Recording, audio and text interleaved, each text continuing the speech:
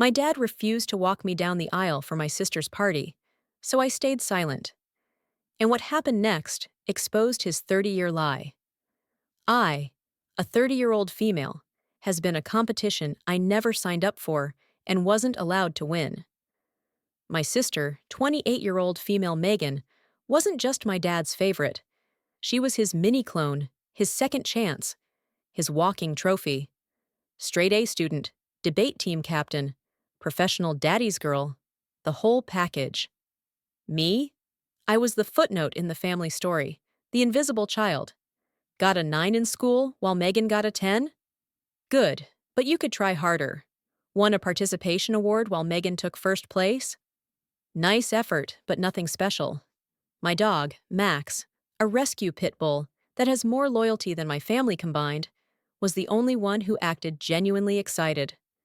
When I came home, his whole body wiggling with joy, while my accomplishments at home got the equivalent of a polite golf clap.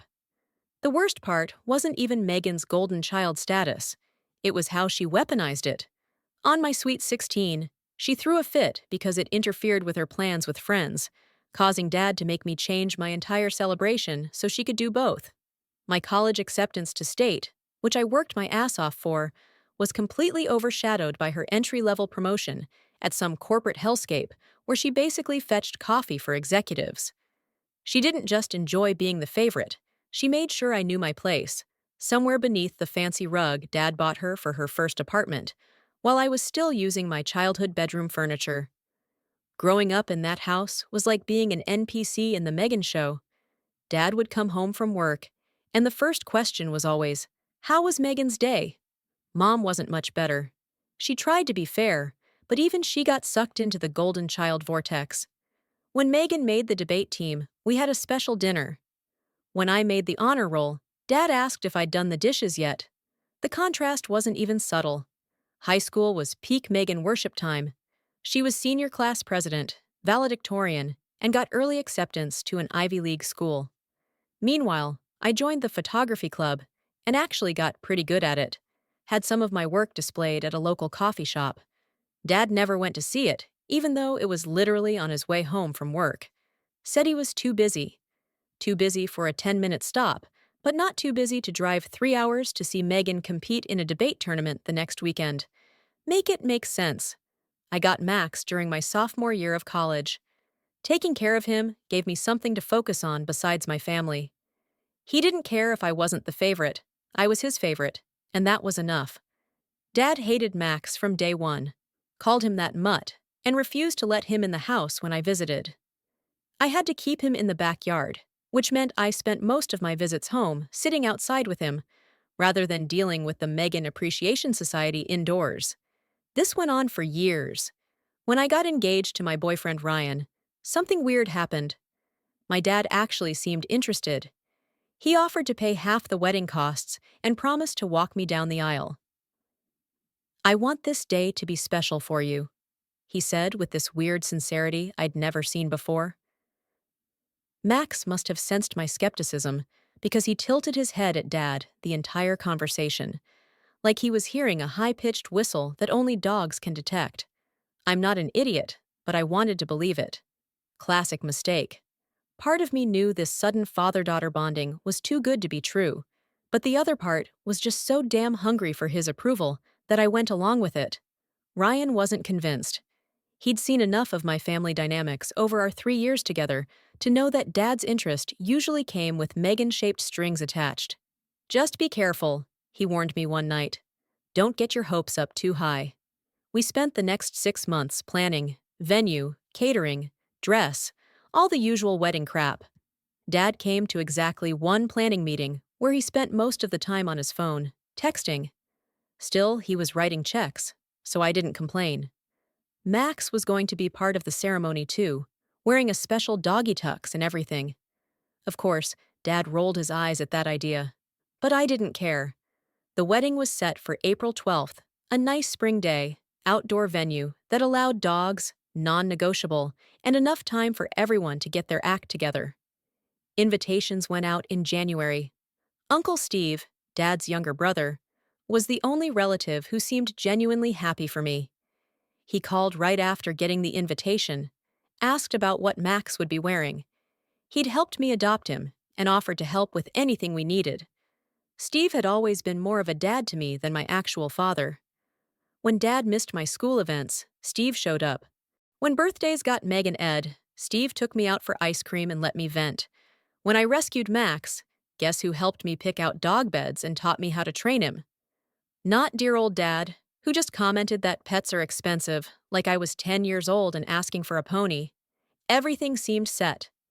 Then, 1 week before the wedding, my perfectly constructed house of cards came tumbling down in the most predictable way possible, because of course, it did. That's how my family works. 1 week before my wedding, my phone rings. It's Dad, not calling about last-minute details or to check if his tux still fits. Nope, calling to drop me like I'm a class he's losing interest in mid-semester.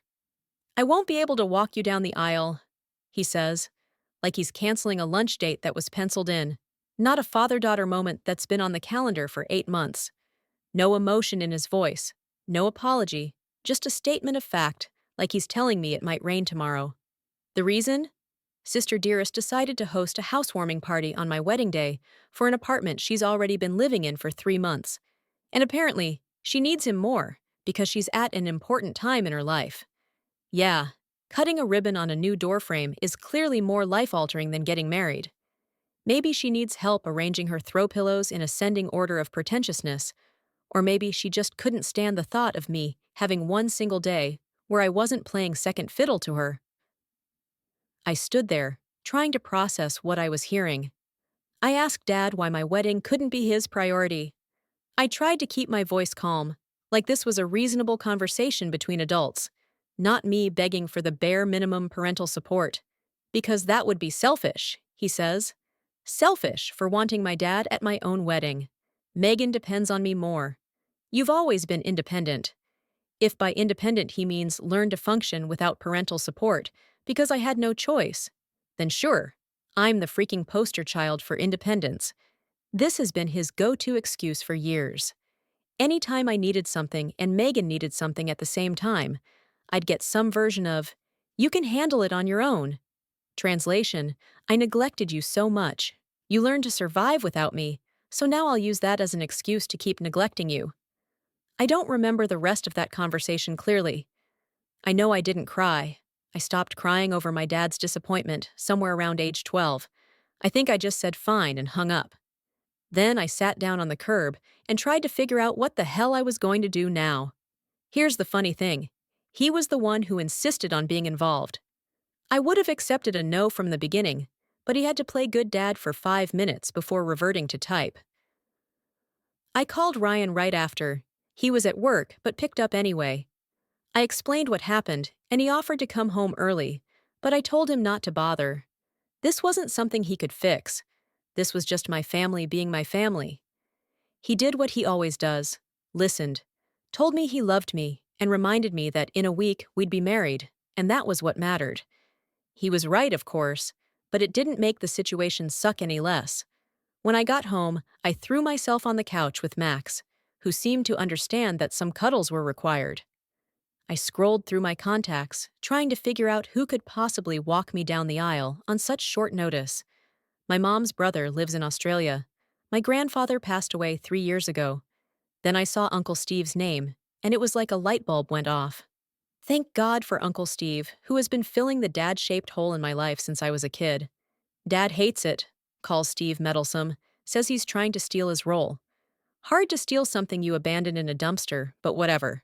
There's always been this weird tension between them that goes beyond normal sibling rivalry.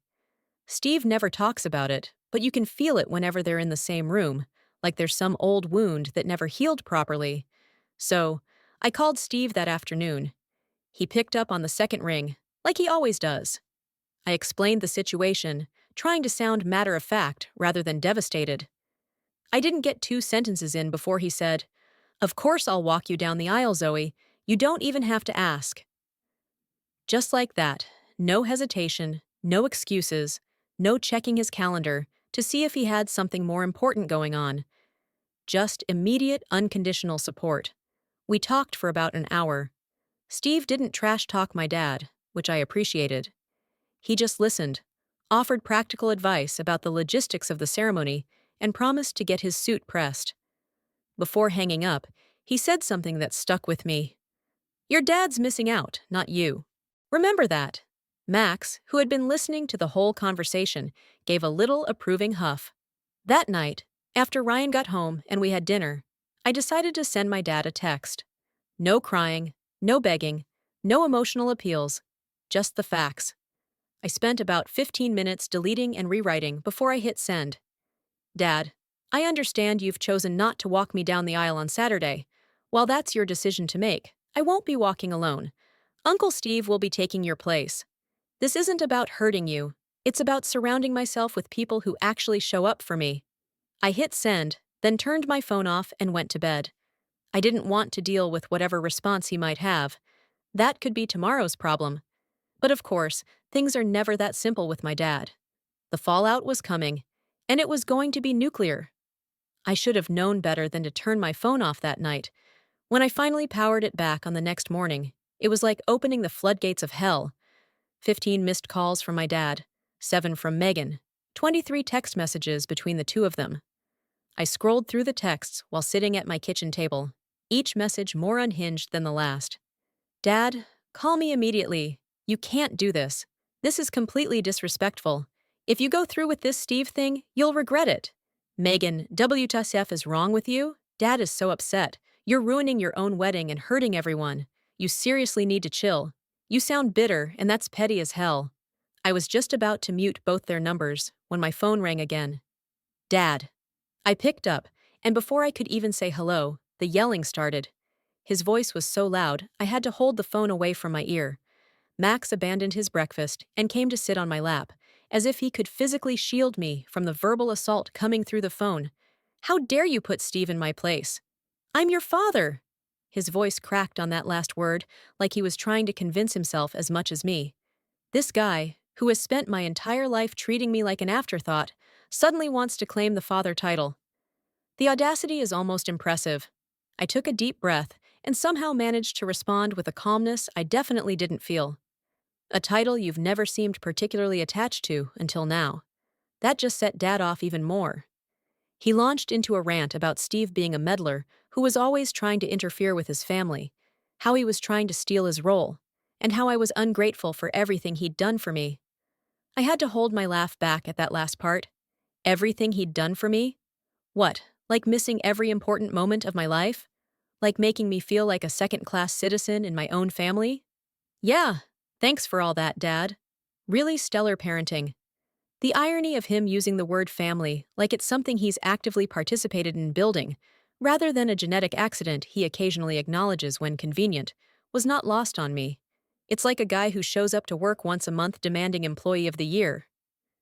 "You're humiliating me in front of everyone," he said, his voice angry, and what almost sounded like fear.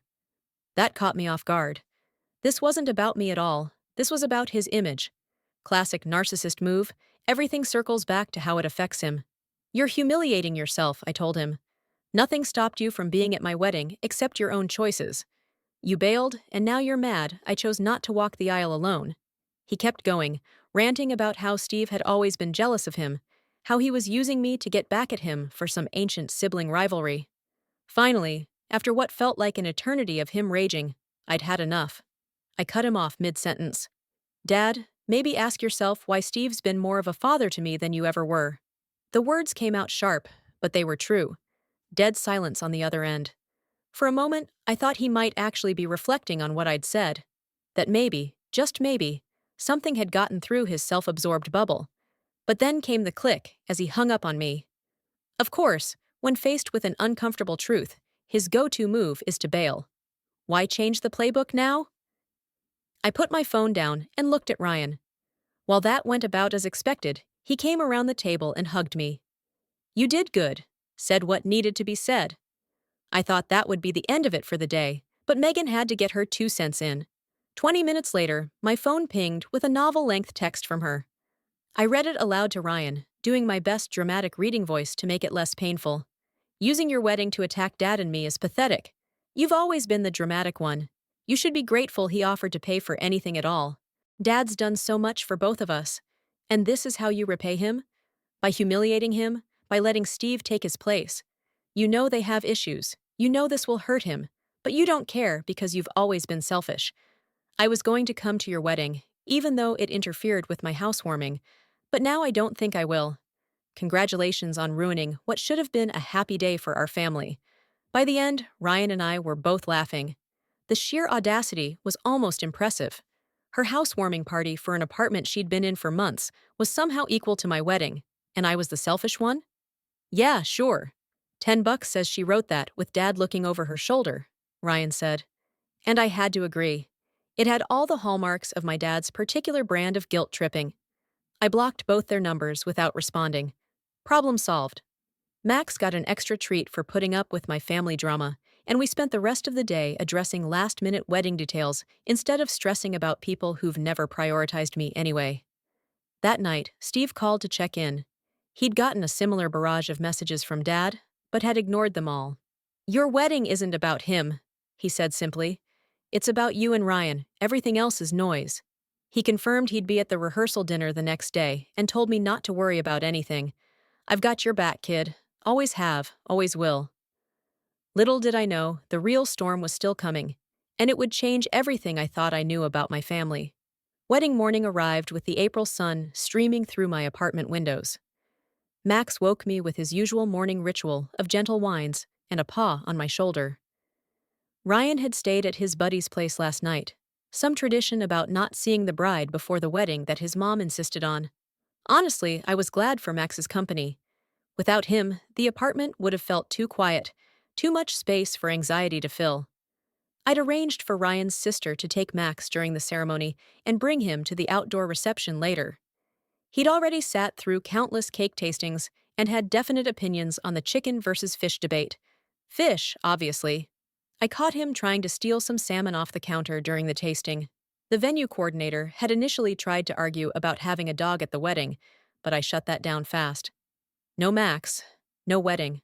My phone had been blissfully quiet since I'd blocked Dad and Megan 3 days ago. Mom had called once, sounding stressed. I told her she was welcome to come, but I wasn't unblocking Dad or changing my mind about Steve. She made some vague noises about family harmony, and then had to go because Dad was calling her on the other line. Classic mom, always choosing the path of least resistance. My bridesmaids arrived at 9 a.m. sharp. My best friend, Jamie, took one look at me, sitting on the couch in my pajamas, stress-petting Max, and declared, "Emergency mimosa needed." She wasn't wrong. I hadn't slept much, my mind racing with worst-case scenarios. What if Dad showed up uninvited? What if he made a scene? What if? What if? What if? Aunt Diana, Steve's wife, showed up early with breakfast burritos and practically force-fed me because I'd forgotten how to human. Diana has always been more of a mom to me than my actual mother. Max sat patiently while she tied a special doggy bow tie around his neck that matched the wedding colors. He looked ridiculous and perfect. Steve smiled that crooked grin that always made me feel like everything would be okay.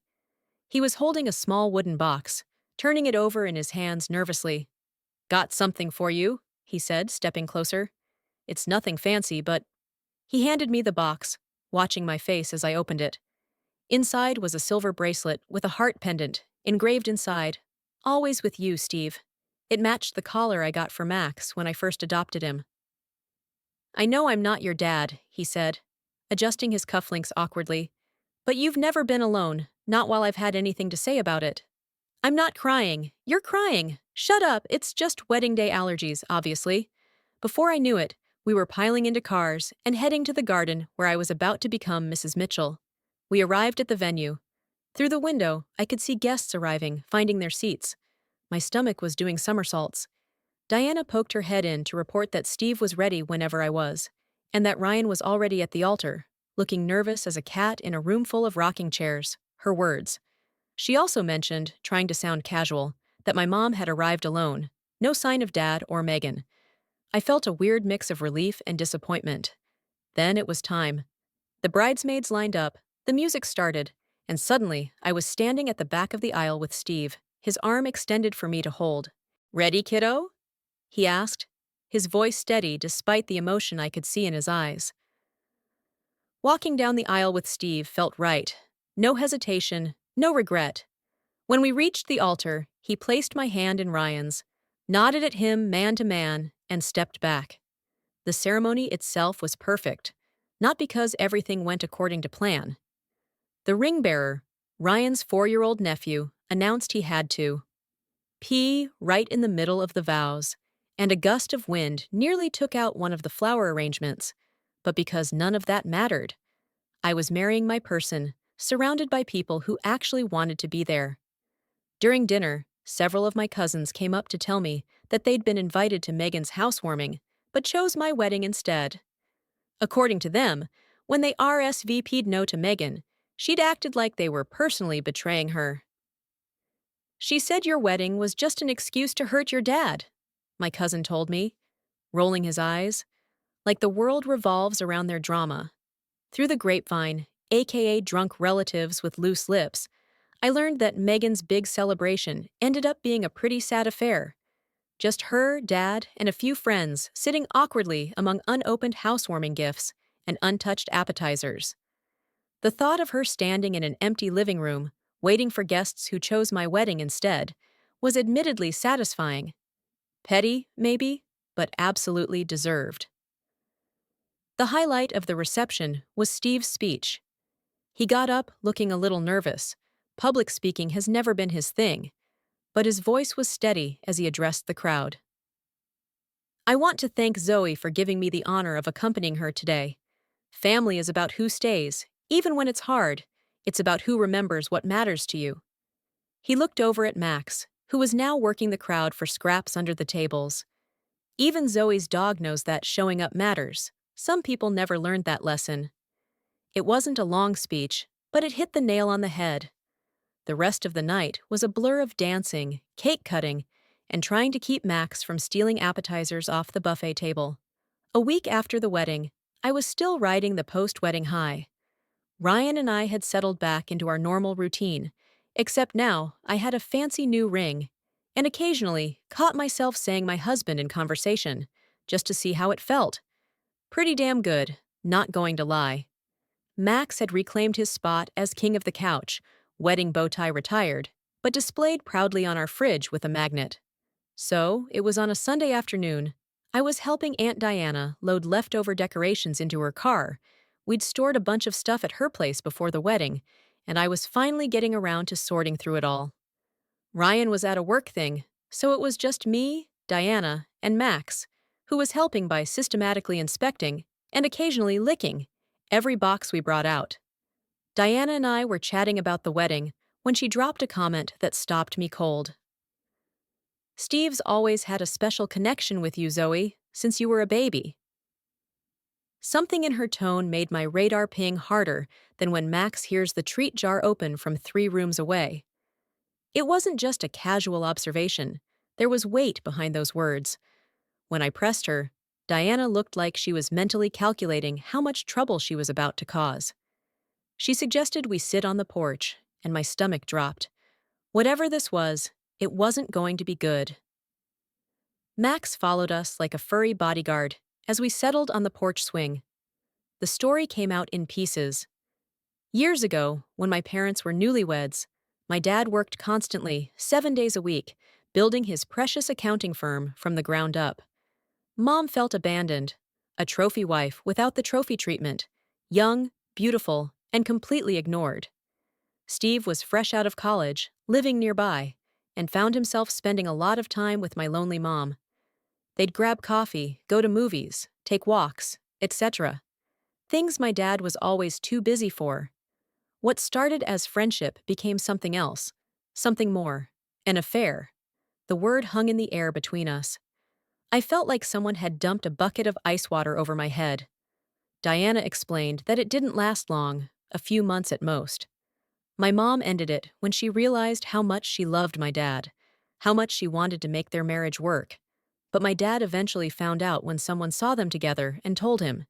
He confronted my mom, who confessed everything. They went to counseling and worked through it, at least on the surface. The relationship between my dad and Steve, however, never recovered. Dad cut Steve out completely for years. It was only when their mother got sick that they had to be around each other again, and by then, the anger had hardened into something cold and permanent. My brain started connecting dots I never saw before. Dad's hostility towards Steve, the way he always seemed to resent any bond Steve and I formed, the weird competitive energy that filled any room they were both in. When I asked if my dad thought I might not be his biological child, Diana quickly assured me that the timing didn't work. The affair was well over before my mom got pregnant with me. There was never any question that I was my father's biological daughter. Then why does he treat me so differently from Megan? I asked, struggling to make sense of it all. Diana's theory was that seeing me reminded my dad of that time, of feeling betrayed and inadequate. Megan came later, after they'd rebuilt their marriage, after things were solid again. She was their fresh start. I, through no fault of my own, reminded him of a time he'd rather forget. I sat with that for a moment. That night, after a long walk with Max, where I basically monologued at him about my existential crisis, I called Steve. I asked him point blank about the affair with my mom. The silence on the other end was deafening before he finally asked who told me. When I pressed him, he confirmed everything. He described it as a mistake he regretted every day, something that happened when my mother was lonely and he was young and stupid. When I asked if his relationship with me was some kind of guilt thing or paternity question, he firmly denied it. He insisted that from the moment I was born, he promised he'd always be there for me, and that had nothing to do with mistakes from the past. He confirmed that I was definitely my father's biological daughter. The timing of the affair made anything else impossible. We talked for almost an hour. Steve explained how he'd tried to make amends with my dad over the years, how he'd kept his distance when asked, but couldn't bring himself to completely abandon me when it became clear that Dad was playing favorites. He never meant to come between me and my dad. He just couldn't stand seeing how differently I was treated compared to Megan. After we hung up, I sat on my couch, staring at nothing, thinking of everything I'd learned. Part of me was angry at everyone involved, but I also felt strangely relieved. There was an explanation for my dad's behavior. It wasn't that I was inherently less lovable than Megan. It wasn't something wrong with me. It was my dad's inability to separate the past from the present. His choice to see me through the lens of his own pain rather than as an innocent kid who just wanted her father's approval. It took me a month after the wedding to work up the nerve for a heart-to-heart with my dad. A month of wondering if I was making a huge mistake by stirring up ancient history, but I couldn't let it go. These weren't just old family secrets. They were the foundation my entire life had been built on, and that foundation was cracked to hell. The morning of our meeting, I was a nervous wreck. I chose the coffee shop near Dad's place deliberately. It was his territory, which would make him feel more comfortable. I arrived early, secured a table on the patio. Max settled at my feet, occasionally accepting pets from passing customers who couldn't resist his soulful eyes. The little attention hog knew exactly what he was doing. At exactly 2 p.m., my dad showed up, punctual as always, the one trait I actually inherited from him. He slid into the chair across from me. Dad's first comment was about me bringing the dog, not a greeting or congratulations on my marriage. Just that slight tone of disapproval he's perfected over 3 decades of parenting. Dad launched into a speech about my betrayal at the wedding, how embarrassed he'd been when people asked where he was, how Megan's party had been ruined because no one showed up. He was eyeing Max warily the whole time, as if my dog might be recording this conversation for posterity. I let him finish before cutting to the chase. I know about the affair. His face went from red to white fast. When he tried to ask who told me I cut him off, what mattered wasn't how I found out, but the fact that he punished me my entire life for something that happened before I was born. He tried to deny it, but I wasn't having it. I told him flat out that he could never look at me without seeing Steve and Mom's betrayal, so he poured everything into Megan instead. It was like he was allergic to my existence. For once, my dad didn't argue. He stared at his coffee cup without touching it. Finally, he admitted that finding out about Steve and Mom had made him feel like a failure, like he wasn't enough. I pointed out that his solution was to make sure I felt like a failure too, not exactly Father of the Year material. Didn't remind him of the worst time in his life. I realized aloud that Steve's attention toward me was just salt in the wound, but instead of dealing with his issues like an adult, he just emotionally checked out of raising me. I asked if he'd ever considered what it was like for me, growing up knowing my sister was the favorite, watching Dad show up for all her stuff, but never mine, having to rely on Uncle Steve for the attention my own father wouldn't give me. After a long silence, my dad admitted he didn't know how to fix this, possibly the most honest thing he's ever said to me. I told him straight I wasn't going to hate him, and I wasn't going to forgive him, at least not yet. Steve would stay in my life because he earned that spot. Dad could earn one too, or he could keep nursing a grudge about something that happened decades ago. His choice. But I was done being collateral damage in his emotional warfare. As I stood to leave, he asked the question that showed where his mind really was. Are you sure you're mine? I looked him dead in the eyes and told him that biologically, yes, Steve confirmed it, and the timing didn't work for anything else. But in every other way that matters, I'm nobody's but my own. I walked out, leaving him with the check and 20-plus years of bad decisions to contemplate. Max trotted proudly beside me, tail high, like we just accomplished something important together. That night, I saw Steve had called. I wasn't ready to talk to him yet either. Too many emotions were still swirling around. I texted him instead that I needed some time, wasn't angry, and would call when ready. His response was immediate. Take all the time you need, I'll be here. And that's the difference, isn't it? 2 weeks passed with no word from my dad. I wasn't surprised. He's never been good at difficult conversations. I threw myself into work, married life, and the futile task of training Max to stop stealing food off the counter. Then, on a random Tuesday, a package arrived with my dad's unmistakable handwriting on the label. Inside was a photo album I'd never seen before, filled with old pictures of me from babyhood through childhood. What shocked me most wasn't the photos themselves. It was that my dad was in so many of them. Not just physically present, but engaged, smiling, looking at me with what appeared to be genuine affection. There was a note tucked into the back page. I was there, I just let everything else get in the way. I'm sorry. Not a complete apology, but maybe a start. It's been 6 months since my wedding day. Things aren't perfect with my family, but things are different. Better in some ways. Clearer, at least. I know where I stand now, and I'm not looking for approval from people who can't give it. I have Ryan, who loves me without conditions. I have Steve, who's proved his loyalty 1,000 times over. I have Max, who thinks I'm the greatest human to ever live. Some people spend their whole lives trying to fix broken family relationships, bending themselves into pretzels to earn love that should be freely given. I'm done with that. I'm not cutting anyone off, but I'm not chasing approval either.